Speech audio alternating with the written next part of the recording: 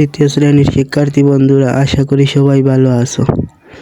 আজ তোমাদের ইংরেজি বইয়ের 15 পৃষ্ঠার সমাধানগুলো দেখব। এই পাঠটি তোমাদের প্রথম মূল্যায়ন পরীক্ষার জন্য খুবই গুরুত্বপূর্ণ। খুব মনোযোগ সহকারে এই পাঠটি তোমরা পড়বে। এই পাঠটি তোমাদের জন্য খুবই গুরুত্বপূর্ণ। দেখো, অধ্যায়টির নাম ইন্ট্রোডিউসিং মাইসেলফ, নিজ পরিচয় সম্পর্কিত অধ্যায়। আমরা এবার পড়ব। Hello, I am Zerin, I am 8 years old. I am in class 3 at Mohanpur Government Primary School. I live with my family in Mohanpur. এই অধ্যায়টি আমরা ভালোভাবে বাংলা সহ বুঝতে হলে এই পাঠের আমরা ওয়ার্ড মিনিংগুলো সম্পর্কে জানতে হবে।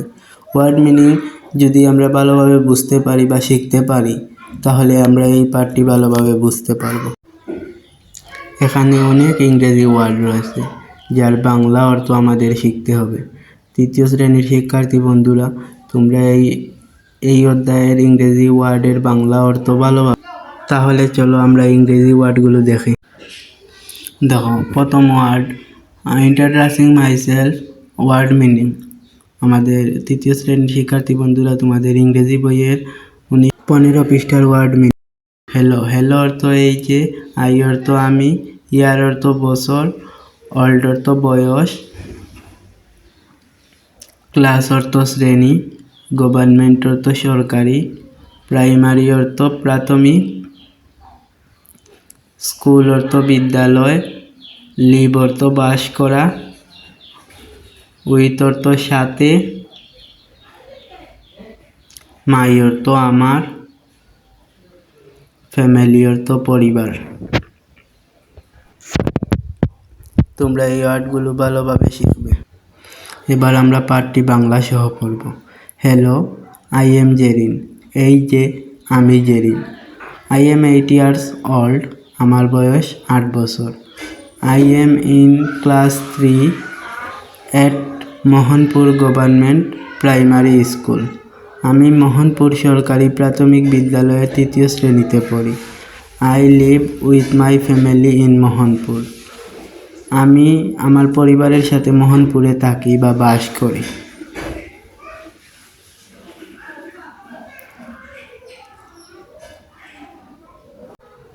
আশা করি তোমরা পাঠটি বুঝতে পেরেছো বাংলা অর্থ সহ।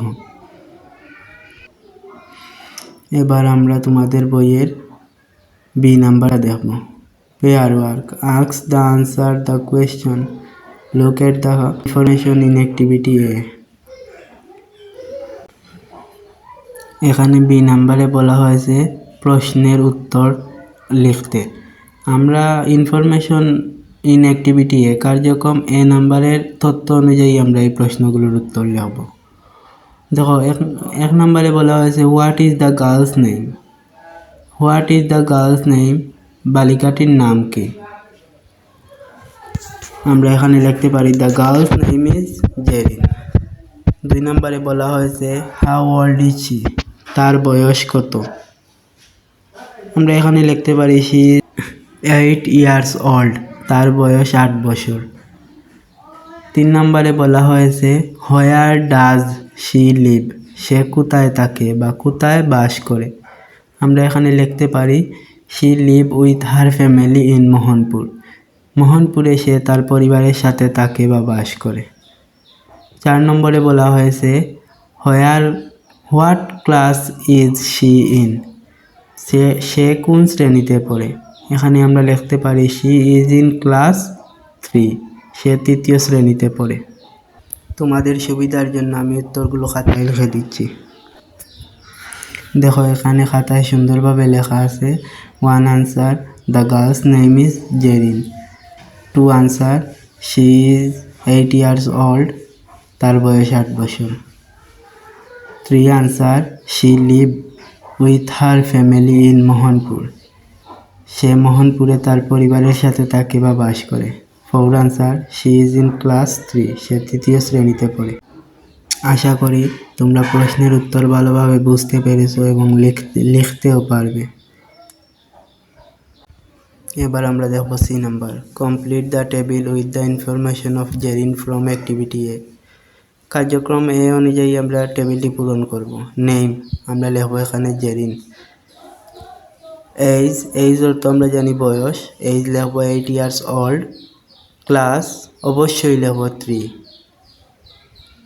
স্কুলস নেম বিদ্যালয়ের নাম, এখানে আমরা বিদ্যালয়ের নাম লিখব মোহনপুর গভর্নমেন্ট প্রাইমারি স্কুল। ধন্যবাদ সবাইকে।